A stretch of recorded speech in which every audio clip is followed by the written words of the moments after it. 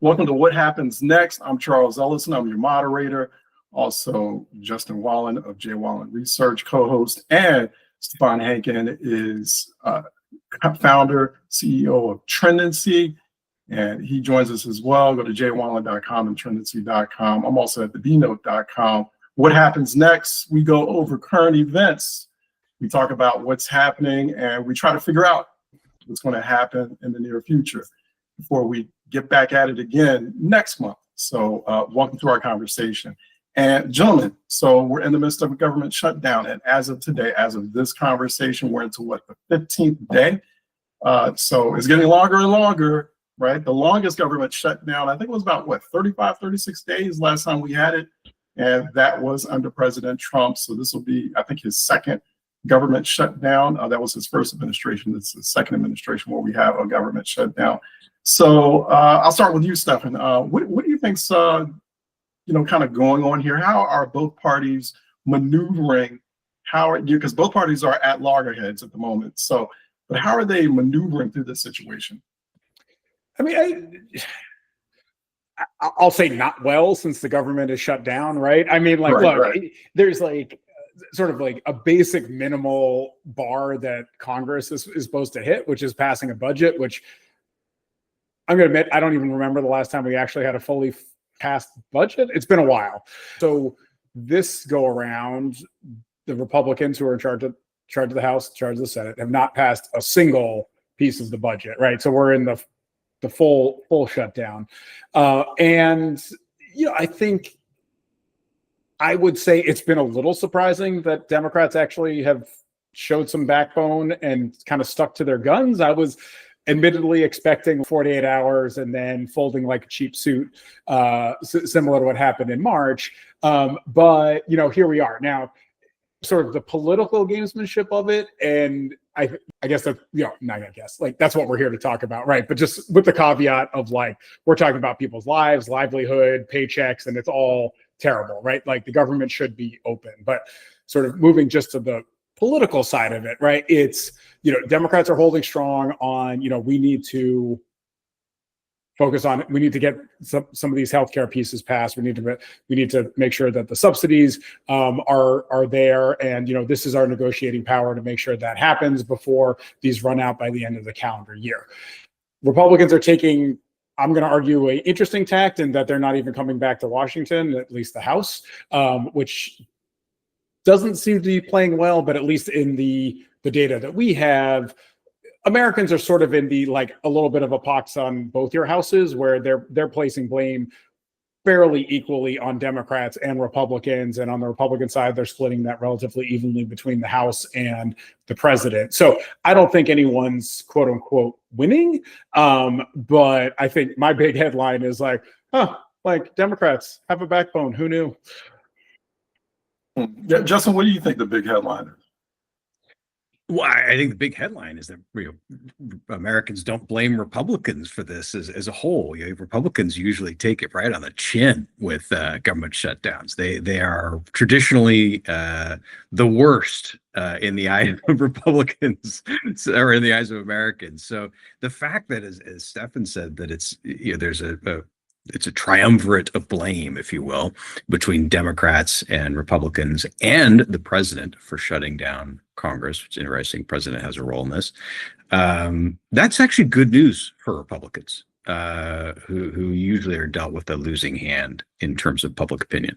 So that's remarkable to me. I will also say, as usual, both sides are doing a pretty lousy job of communicating why we're in this mess. And they just are. If I was going to hand it to one side, I'd say maybe Democrats are doing a little bit better job. They are focusing on, potential, what they're framing as increases, which, is a little bit different, but they're framing that as increases. I don't think Republicans have really kind of dug into that in a meaningful way. The elephant in the room, of course, is these costs are to further subsidize the Affordable Care Act, which it turns out isn't really terribly good at affordability nor at care in the eyes of a lot of Americans. But Republicans aren't talking about that. They're just not coming back to work. I think ultimately that's going to hurt them because Americans do not like people not working when they have to go to work. And they do feel Congress's job is to pass budgets, these basic things as Stefan was referencing. I think ultimately this is, over time, this has a greater chance to hurt Republicans, but all that'll be in the rearview mirror and forgotten by the time the midterms run around. I don't think they have any big risks existentially over time with this. So I'm surprised Republicans are wet pretty well. Yeah, I agree. And I mean, one thing that I think is kind of interesting is I don't think the Republican Party has quite caught up to the fact that their base has changed, where, so it's sort of like they're playing the old playbook, but with a new base. And, my favorite Democrat from Georgia, Marjorie Taylor Greene, seems to be the point person on talking about the importance of focusing on healthcare costs. It's a weird world. But I do, right? It is this, the parties are shifting. Who the parties represent are, who are the core pieces of the party are shifting. And I don't think either have really kind of caught up to the moment and don't really know how to handle it, which ends up in the sort of usual position, as Justin pointed out. Neither side's really doing a good job of messaging this or, really painting the other side of the box, which leads me to believe that this is going to go on for, it's not going to end tomorrow. I think we're looking at least a few weeks before this somehow gets resolved. What's interesting is how both of you are saying that neither party is doing good as far as the messaging game. What's interesting, and what is that messaging game, right? So some people would say, I've talked to Democratic strategists who said, well, Democrats not being aggressive enough in saying one basic piece here. Republicans run the government. They run all three levels of government. So we're just waiting on them. And, some others, Republican strategists saying, well, my side is saying, and needs to say more, hey, we're just waiting for them to turn the lights back on. At a basic level. And so what should the messaging be here? When we're talking about that messaging game, especially when most Americans, they hear this whole back and forth about healthcare subsidies or tax credits. It's language that's kind of outside of their lexicon, outside of their realm of understanding. And so how do we reconcile all that? Well, I think the argument that Democrats are just waiting for the lights to get turned back on doesn't really hold a lot of water with American voters, whether it's accurate or not. They hold. Republicans are saying they're waiting for Democrats to turn the lights back on. Democrats are basically saying, Hakeem Jeffries is well, hey, they run all three levels of government. So, is that effective, and what should the message be? No, it's just not. Americans view their Congress as dysfunctional, and they want them to pass a budget. That means they both have to, both parties have to pass the budget. If that weren't the case, the government wouldn't be shut down. People understand that, right? It's if one party ruled the government, then we wouldn't have a shutdown. The budget would be passed. It would be easy. It would be done. But I don't think that flies. But on the other hand, communicating that, and you're absolutely right that the base for both parties has shifted. And if Democrats were to frame this as being a dramatic cost of living impact to most Americans, and they could contextualize that in terms of the base as most Americans, then I think they have a winning message. They haven't quite gotten there. I agree. They're talking about subsidies and these things, but what really matters is, am I going to pay more? And to the people who are voting, certainly for Republicans, that base has shifted dramatically into a lot of blue collar workers and a lot of people who are very, very stretched. That is going to be a powerful, powerful thing, because there just simply isn't any elasticity in people's pocketbooks anymore. It has gotten worse over this past year. It's getting worse in the future, seems to be, and that would be remarkably effective messaging. And for whatever reason, they're not quite there. I was Stefan. Is it as simple as that? Maybe I'm oversimplifying it. Yeah, no, I think simple is better typically, right? So no going backwards now, right? I always felt the healthcare argument was like maybe not the best because it's a little too complicated and nuanced, and it doesn't necessarily affect like 100% of people, but it seems to be doing, I'll call it better than I thought. I think if I was recommending things to the Democratic Party, I would be going, you've kind of made the point of why you're there, right? And I don't think there's sort of a ton more to say there, or like you're not going to be able to easily talk about all the nuances of how these prices are going up and stuff like that. But we are coming close to hitting the point where everyone's going to see their prices for 2026. And like, look, it goes up, right? Like regardless of exactly what's going to happen, it's going to go up. So then the Democrats arguably should be able to lay that at the feet of the Republicans of like, hey, it went up because they weren't working with us. But then if I were them right now, I would be going a lot more for the visuals, and I would get what are we at? 210, whatever the number of Democrats are in the House right now. I would get everyone sit in the empty chamber and just show a picture of like, Democrats are in DC ready to negotiate. Where are the Republicans, right? I would send that out every day, and just make the point that like there's one side that is here that's trying to talk, the other side is refusing to talk. I know the Senate's seem, from what I hear, having discussions, having talks, but clearly the House is not. Yeah, in that context, I say that Charles, the original point that you posed, I could certainly see that being effective. That would work. So if the Republicans not showing up is a big deal. Yeah. The other thing too is that how much does this event impact? I think, I don't know if it was Stefan, Justin, or both of you.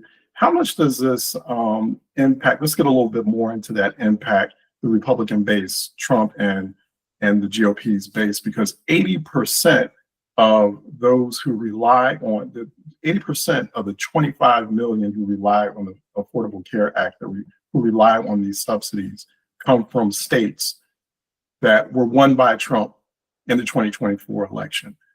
They may not be aware of what this fight is about. They may not be aware of what's coming until it happens.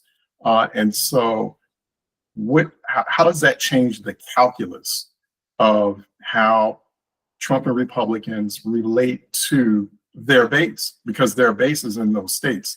Their base is the bulk of who relies on ACA. It won't until they get their bill. Once they get their bill, it'll be dramatic. The elasticity that I was speaking about not existing is a fact. And when you have a dramatic increase like that, which is hundreds of dollars a month, which can go higher for as your family expands, people just have that choice of, will I have health insurance? And that's a pretty dramatic choice. That's they're not supposed to be in a position of having that choice. That's what they were promised. But now, if those costs go up, I have no doubt that a large portion of the Republican base in those states will be facing that, and they will not be happy. Yeah, they'll be going to their representatives in those states, trying to figure out, demanding what happened. Yeah, Stefan, what do you think? Yeah, I mean, it's as I said before, right? It's the shifting of the Republican Party and sort of the policies and the rhetoric not quite matching up with the base. I think some members have a better feel for that, and I mean, Trump, for my long list of grievances and issues I have with the president, I mean, the one thing I will give him credit for is he's usually pretty good at kind of at least speaking to the pain of the people that support him. So, somehow this message isn't quite getting through. But I think some of it is to sort of Justin's point, right? Like, it hasn't hit yet. Like, we got to wait for those bills to start hitting, and then this could start changing. And before we put too much praise on Marjorie Taylor Greene, this isn't just a love of cheaper healthcare and a desire for a better healthcare system. She is not a fan of the Speaker of the House, Mike Johnson. This is also a power play. There's a lot more to this than just concern over healthcare costs, right? So, look, and this has been going on for a while, where both parties, the coalitions are very hard to wrangle. And that hasn't gone away. And, so you have the different factions having internal fights, and this is sort of part of that. So it's not kumbaya on either side of the aisle and moving lockstep forward. And I think, Johnson has his work cut out for him to keep everyone sort of together over the next few weeks, from what I can tell. Why does it seem like the both of you, the president, fairly quiet on all of this, not as noisy as he typically is on a variety of issues? I don't know. I've heard some folks rather, comment on that. And does he really understand the contours of this debate? Some others have said that too. That he really doesn't understand what this debate is all about. So he and the White House, kind of staying out of it or not as knowledgeable. And they've been focused on other things like Gaza, for example. He wants something he can take a victory lap on. And so what do you both think about that? Justin? Go ahead, Stephen. You're started. All right. I don't think details are really on the enjoyment list for the president, right? So getting into budgetary minutia, certainly not like what he's waking up in the morning and looking to get involved in. Definitely has been focused on the trying to get his next the Nobel Peace Prize next year.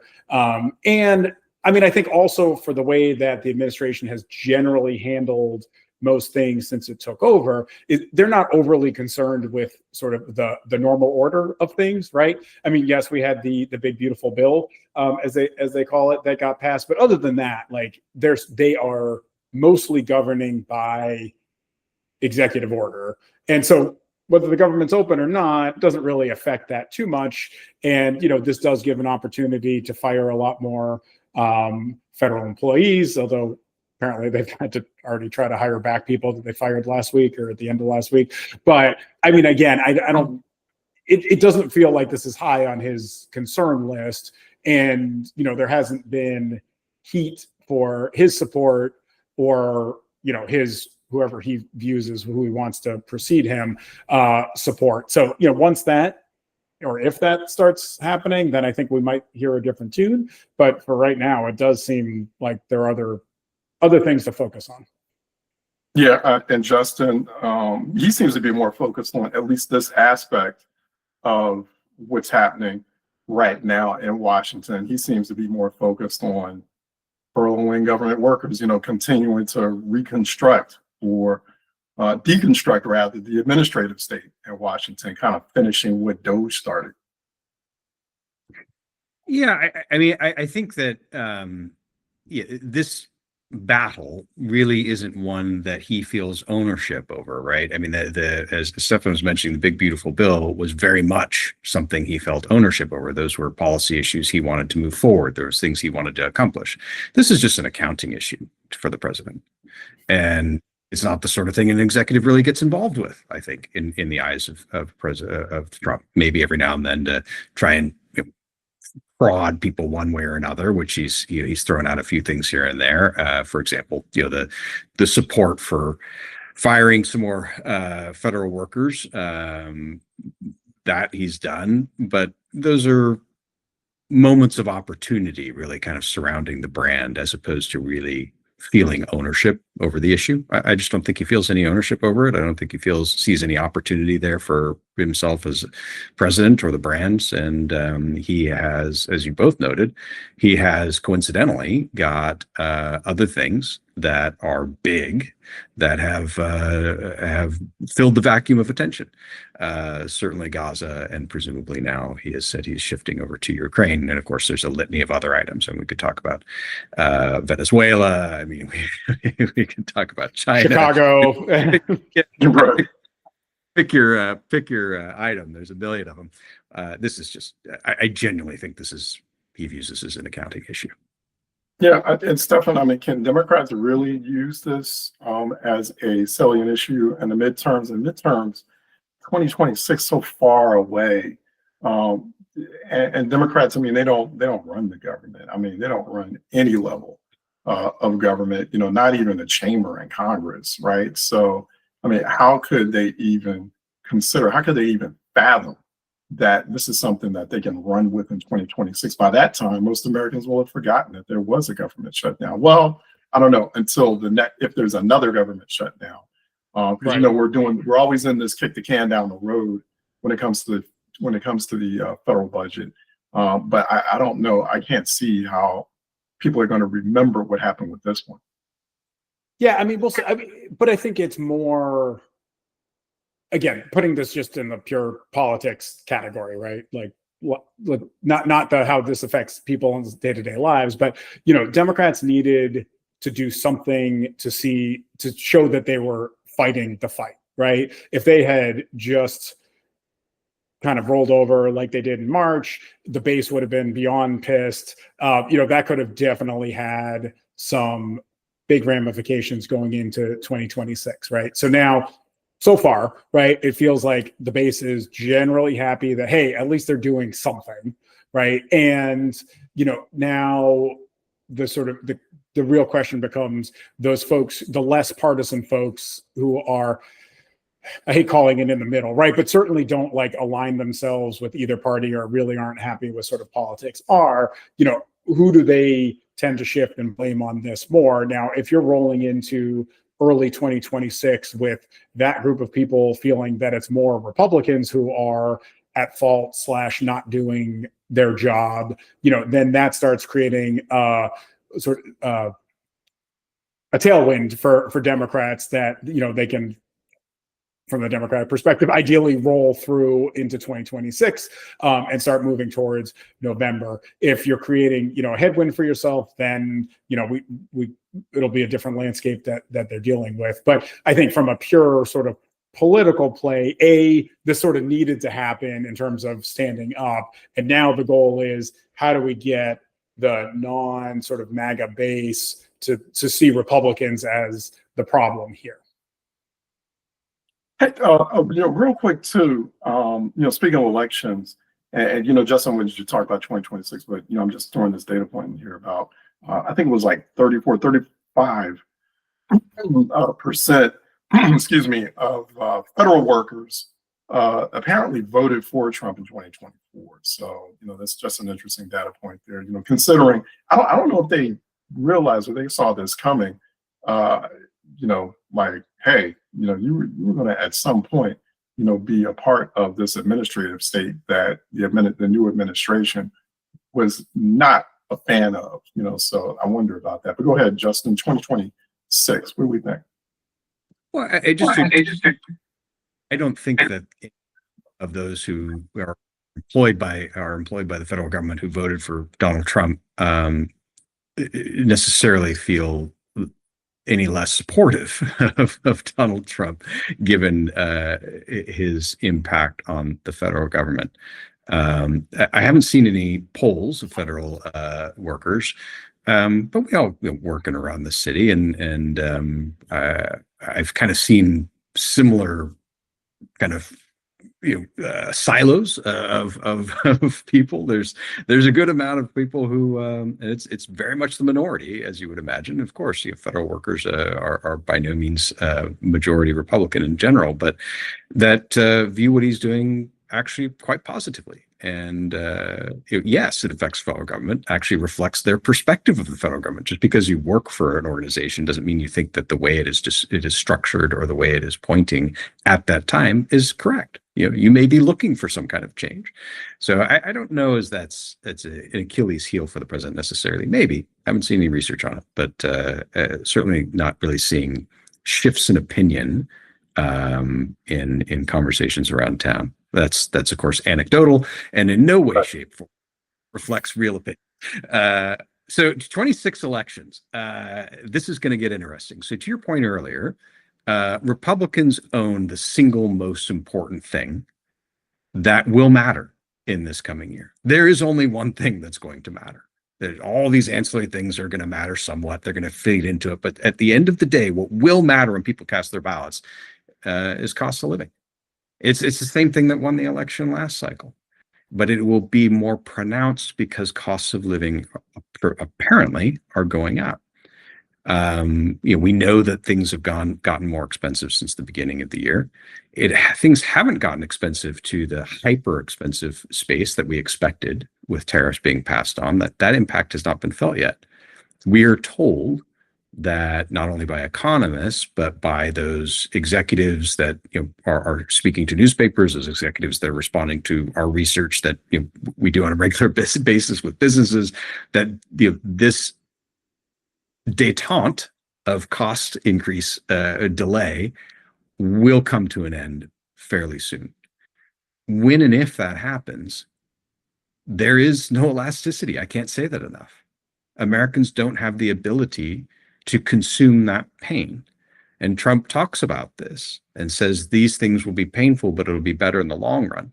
That's fine if you have the elasticity to assume the pain. American voters do not think that they do. Whether they're blue or red or somewhere in the middle, they do not feel that they do. They are at their limit. Americans in the middle of America, two working parents, good jobs, are right now, without any additional cost increases, facing the prospect of having to sell their home, to pay for the everyday expenses that are part of cost of living. These are just regular Americans living lives that presumably shouldn't be faced with that kind of dramatic choice. This is the state of the American economy. And if it doesn't, if costs of living go up in a meaningful way, Republicans will own that, hands down. And that is the only way that Democrats are going to achieve the midterm success that usually is handed to the opposing party, simply given the absolute misery that the Democratic Party is in the eyes of the voters. I mean, Democratic Party is still upside down by like some 10 points versus the Republican Party, which is a really tough space to be. But watch the economy. And if those costs of living spike, guarantee you it will be a victory lap for the Democratic Party come the midterms. Sure, Stefan, I'm sure you agree. So, no notes, 100%. I wanted to make sure we gave ourselves enough time to Gaza. And so, just to let everyone know, if you're still watching, of course, we're on What Happens Next. Got Justin Wallen, as well as Stephen Hankins. So great. I'm Charles Ellison, by the way. And want to give enough time for Gaza. So as we're talking, you had all parties involved able to chisel out some sort of ceasefire. That ceasefire is now officially in effect. President Trump taking big credit for that, putting that all together. Of course, no one's going to say that President Biden was involved in that, kind of putting the pieces together in the beginning. Of course, no one's going to say that. But for the most part, President Trump's going to take full credit for that, is going to do the victory lap, was able to get all those various Arab parties together, not just the Hamas, Palestinians, but also countries like Egypt, Jordan, the UAE, Kuwait, and others, to kind of come to some sort of agreement. Apparently, it's at phase 2. There is some squabbling over the details as we're speaking now. Israeli saying that they didn't get all the remains of Israeli hostages, even as all the living Israeli hostages were released. Hamas saying, hey, just give us a minute. We got to go through Rubble and all that stuff. And so Israel saying, well, until we get that, we're going to hold aid. So, Justin, is this really a victory lap for the president? Yeah, hands down. Absolutely. This is a victory lap. He should take it. He deserves it. I think his team on the ground, Witkoff and Kushner, did an extraordinary job. They did an extraordinary job. Kushner did an extraordinary job in his last term as well. He's unheralded, by the way, for that. And he deserves credit. He did remarkable things in the Arab Peninsula. Yeah, absolutely. He should be doing a victory lap. However, be careful how quickly, how long you run that victory lap, because the specter of mission accomplished hangs over the president, as it should. This is a very complex part of the world. More importantly, perhaps, war is very complex. And you have two entities that wanted to wipe each other from the face of the earth for 2 years, actually decades prior to that, and meaning the armed faction of Palestine, Hamas, and Israel. this is not something that peace is going to come, lightly to the region. And what was done now is very difficult to accomplish. Full credit has to be given to that, but the piece that comes after, and I know this is hackneyed, I know everyone said it, but they're saying it because it's true. It's the piece that comes after that's the hard part. So we'll see.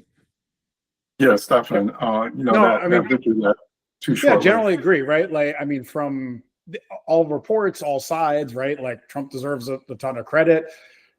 If it gets him his Nobel Peace Prize next year, and this is actual, like, meaningful, lasting peace, like, give him the medal. I look forward to that speech. God help us all. But to Justin's point, this is, if this was easy, this would have happened decades ago, right? Like, this is not going to be easy. There are very few details on what phase 2, phase 3, phase 4 actually entail. You still have bad actors on both sides where, Hamas is generally looking to hold on to power by any means necessary.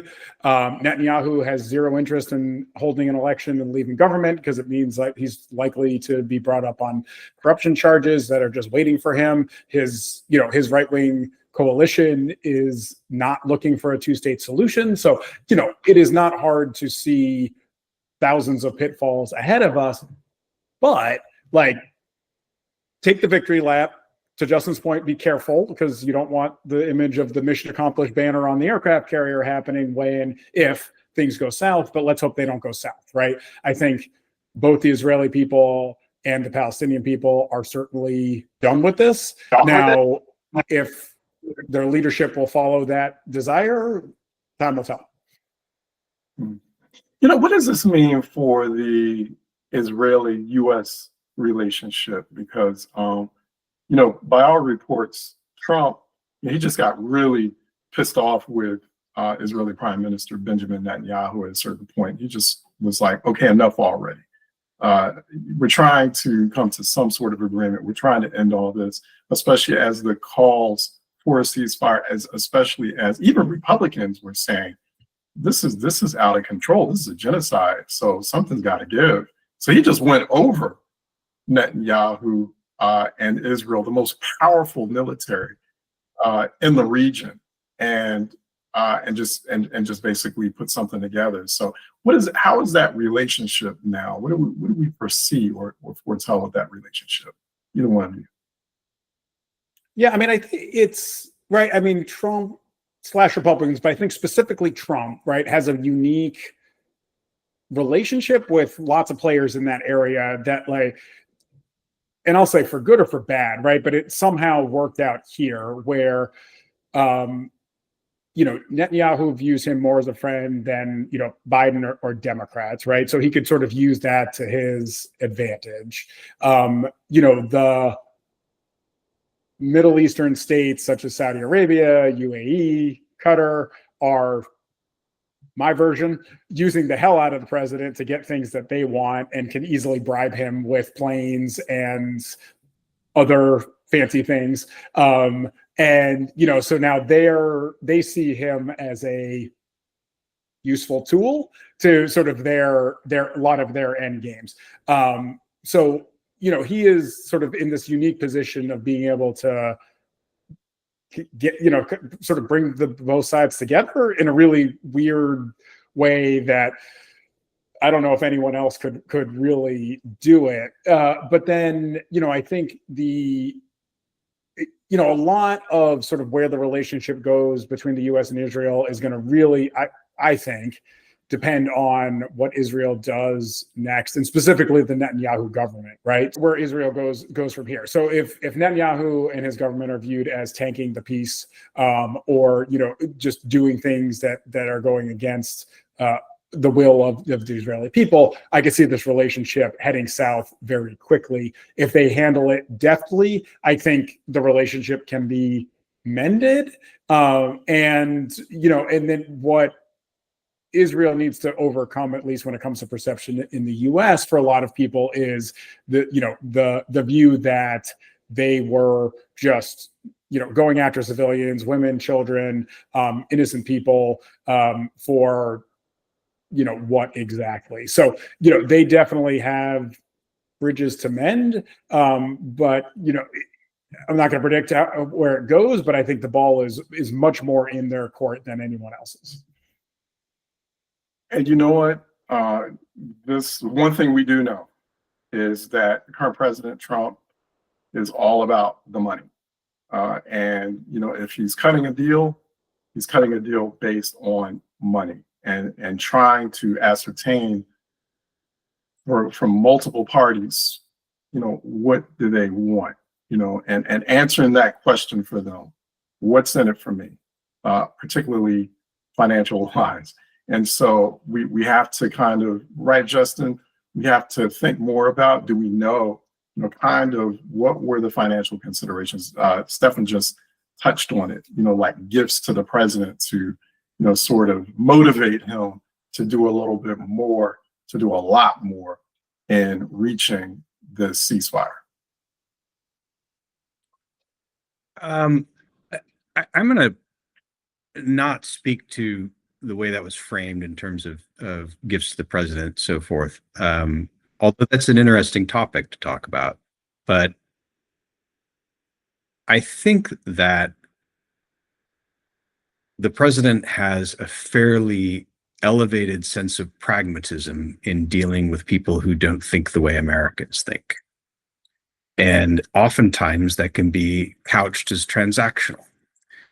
Some of the better intelligence minds of our time have viewed that as effective. And I think that what has been proven over the past 2 decades after the towers came down is that expecting other cultures and countries and peoples and leaders and government structures to think and respect the way we think is naive. And I think that this concept of approaching a deal with an open mind and understanding that some things may feel antithetical to the American mindset, but may achieve things that we desperately want, regional peace, things along those lines, at the expense of democracy, for example. This may be something that is positive for the United States, while it may be something that we as Americans don't really like, seeing other countries under the boot of kings or other kinds of dictators. I think the president approaches that region with this mindset. History will tell whether it is effective or not, but naivety certainly has proven ineffective. People don't think the way that we do, and I think we need to be cognizant of that and respect that. Stefan, going back to you, the political implications of this ceasefire, of what's happening or unfolding in the Middle East, in terms of domestic affairs, how this is all going to impact the political landscape back at home here in the United States, and how will that unfold, you think? Is this something that Republicans, even though, Justin, you make a very fair point, very major point there, like 2026 is going to be all about the economy. It's the economy, stupid, as that old now saying goes, right? But I mean, could this rule in the favor of Trump and Republicans in 2026? Is that something they're going to highlight? Is it something that can, politically favor them now, despite the government shutdown? So, and is this something that also can, how do Democrats deal with it? Obviously, they might feel a little sting right there to feel like, what, our last president doesn't feel like he did anything. Looks like his successor, who was supposed to be president, we thought didn't really manage that well. How do Democrats manage this?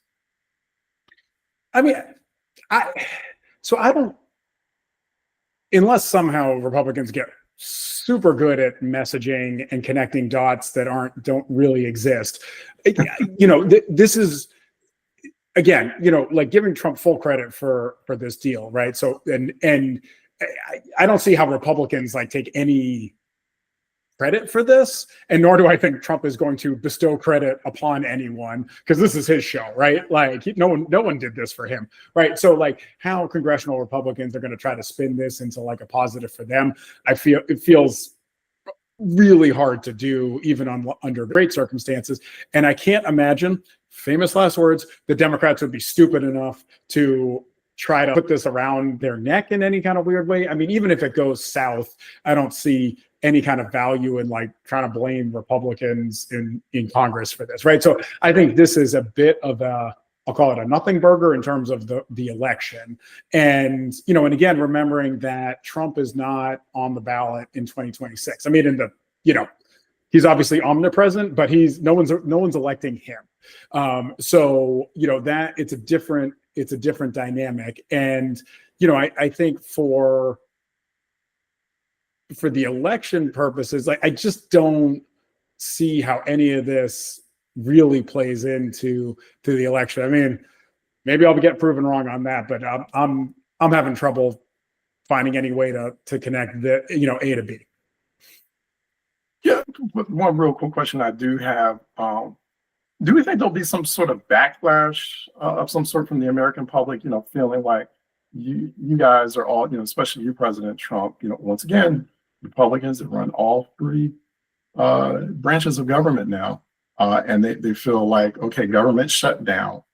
You know, you've got this tariff situation, you've got prices increasing, you know, at you know, grocery store, you know, kind of the most basic items, you know, it's getting high. You know, people are like, you know, what's going on here?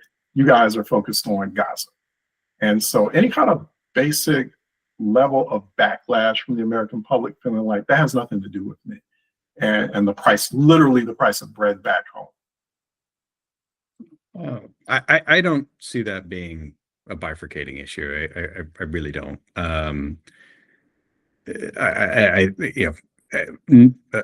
Americans, I think, like most people, don't like to see people in pain. And the images coming out of Gaza, regardless of how you view that conflict, are difficult to watch, right? And I think provided there aren't American boots on the ground in Gaza, I think there's broad support towards, you know, trying to resolve, and the polls show this, trying to resolve that issue. There's great support for, you know, there was great support for finding a ceasefire and all these kinds of things, right? I mean, we know Americans want a peace over there. With the caveat, we don't want Americans walking around over there in Gaza in combat uniform. That there's no appetite for. I don't think they mix. I don't see that as being an issue that is. Yeah, I agree with Stefan. I don't think it either helps or hurts congressional candidates really in a meaningful way. The costs of living are going to stand on their own, and that will be owned by the president. Enough months have passed since the past election that when you promise things will change, people will expect them to have changed. And if they've changed the other direction, then you own that. Simple as it can be. Hey, Stefan, any quick words on that before we go into our next section?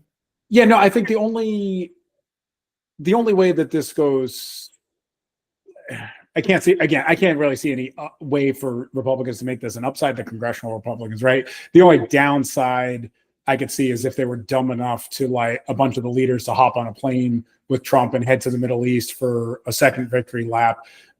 Again, I don't think Trump would invite them because he wants this to be his show, right? But if they leave the country to go do something but won't come to DC to fix this, that allows an opening. But again, I cannot imagine they would be dumb enough. But again, famous last words. So we've come up with this new idea for what happens next. The last section or segment of it, we want to focus on what each of us is paying attention to, what is of interest to each of us individually in this broadcast or podcast rather. And so, you know, it's about like what's special to us, like in current events or what's happening in politics, public policy. And so I'll start with you, Justin. What are you paying attention to right now that's striking you in some way that's of interest?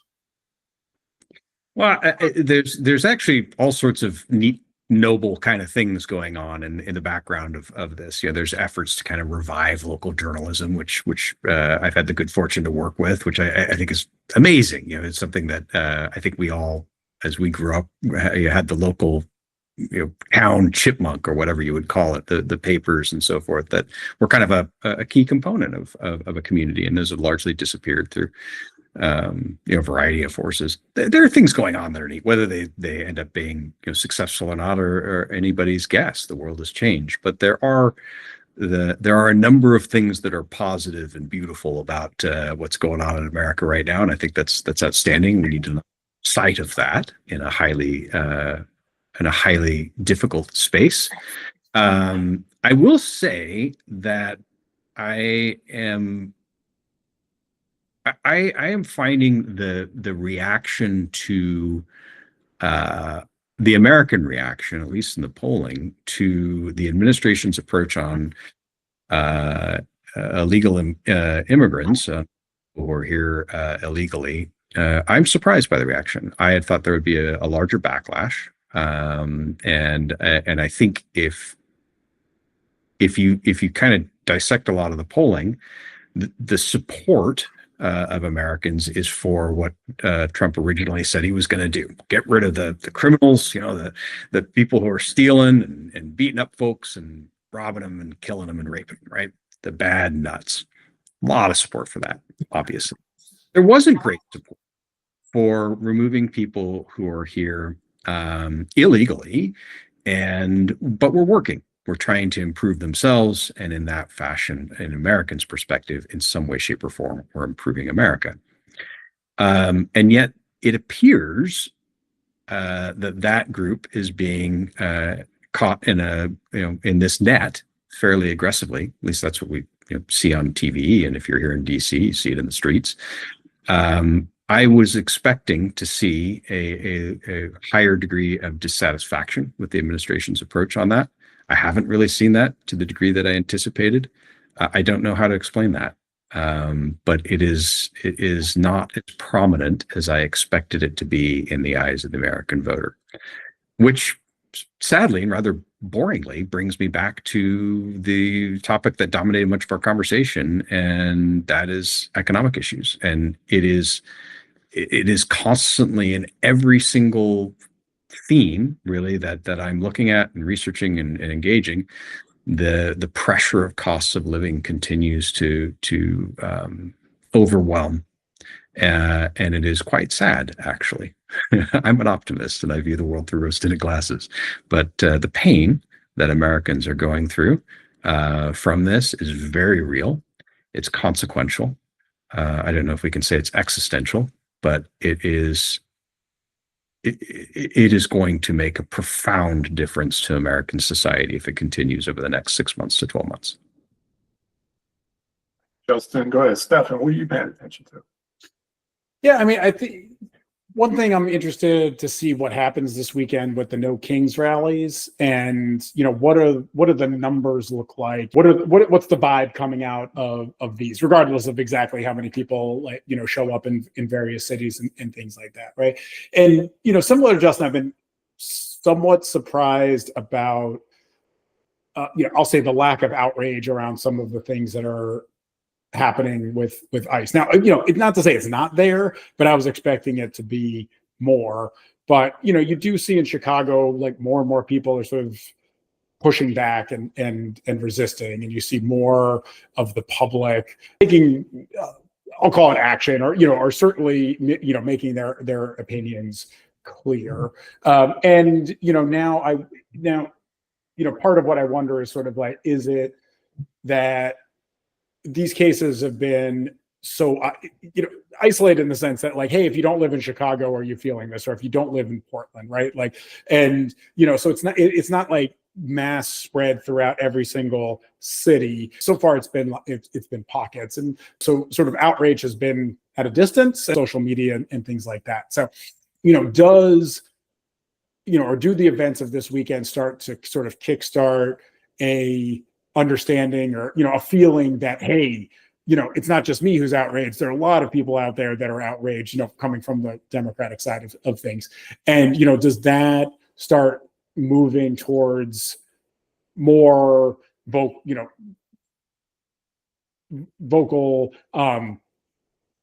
opposition to what's going on. And I think it's coming at an interesting time of with the shutdown, with these protests, with what ICE is doing, right? Does this a movement, for lack of a better term?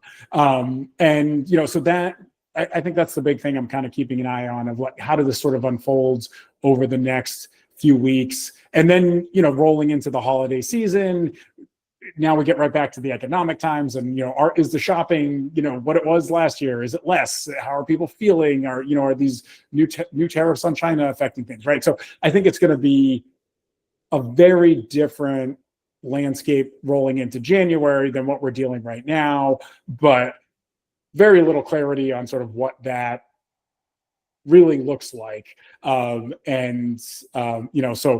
I think for the work that Justin and I do, that's very interesting, unsettling, but interesting. And very hard to predict what's going to happen, which again I think makes our jobs that much more interesting than just full predictability and boring.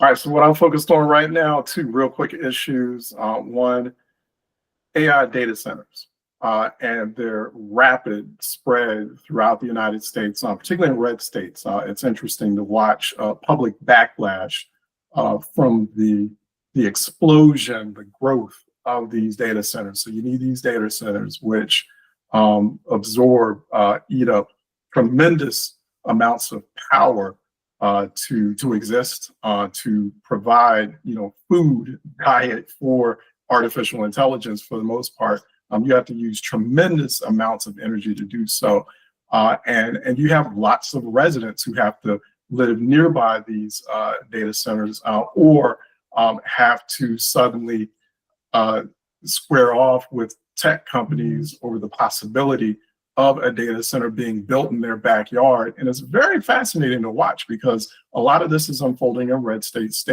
that voted for Trump. And many of the residents who are firing back against these technology companies don't like these data centers, are former Trump voters, are usually Republican voters. And so, and they're backlashing, or they're turning against tech companies over basically NIMBY concerns, not in my backyard. Typically, that's a progressive, vote.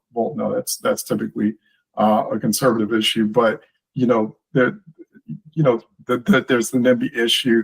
Environmental concerns, now that's typically a progressive issue, right? And so that's just something really I find just ironic that's happening. And so, and they're sort of teaming up with progressives on that. You see this happening in a number of townships. So let's see how this continues to unfold, where this goes. You have politicians, elected officials in some townships and states who want more data centers, have cut deals with these technology companies. Their constituents are saying no, and some technology companies like Google, for example, are saying, well, we had a deal. And so, you're going to get some lawsuits that will suddenly come out of that. And so it's just kind of a back and forth on this. So I'm really curious as to what the polls will say on the issue of data centers, on AI data centers. We're already getting some polling and a lot of trepidation over AI itself. People very worried about the future of AI, especially as it relates to their jobs and a number of other things. But I'm very curious about that. Another issue I'm also looking at very closely as we're speaking, there are oral arguments before the Supreme Court on the Voting Rights Act. The Supreme Court, may gut another major important piece of the Voting Rights Act, 1965, and especially as we're in the 50th anniversary of the creation of the Voting Rights Act, which came out of the Civil Rights Movement. Very important piece of legislation, a piece of law. Supreme Court already gutted the pre-clearance amendment within the Voting Rights Act which was very important during Shelby versus Holder. This could be a very significant case, Louisiana versus Calais. We'll see what happens. So that about wraps this session of What Happens Next. I'm Charles Ellison, your moderator for this session, one of the co-hosts as well. You can go to the thebnote.com for more there, more content. And also don't forget to subscribe and follow there as well. And we're talking with our co-founders, co-hosts, Stephen Hankin, Justin Wallen. Stephen Hankin is at trendancy.com. He's the founder, CEO of trendancy.com. Check that out. And Justin Wallen of J. Wallen Research and Opinion. Go to jwallen.com as well. So until the next time, everyone, thanks for watching, by the way. Until the next time, we'll see you soon.